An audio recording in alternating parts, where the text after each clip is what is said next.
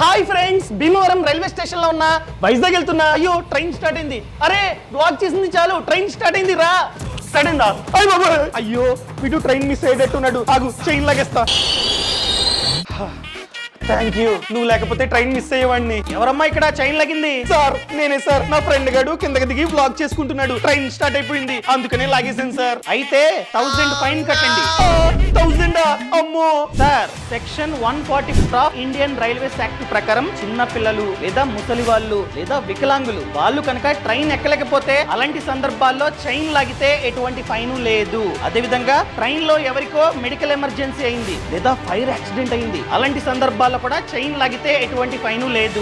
ఈ కారణాలు కాకుండా వేరే కారణాల చేత చైన్ లాగితే ఖచ్చితంగా ఫైన్ అయితే కట్టాలి, అది కూడా 1000. కొన్ని సందర్భాల్లో 1000 ఫైన్ ప్లస్ 1 year వరకు జైలు శిక్ష. సో మీరు బ్లాగ్స్ డాన్స్ అని చెప్పి లాగారు, కట్టండి 1000 రూపాయల ఫైన్.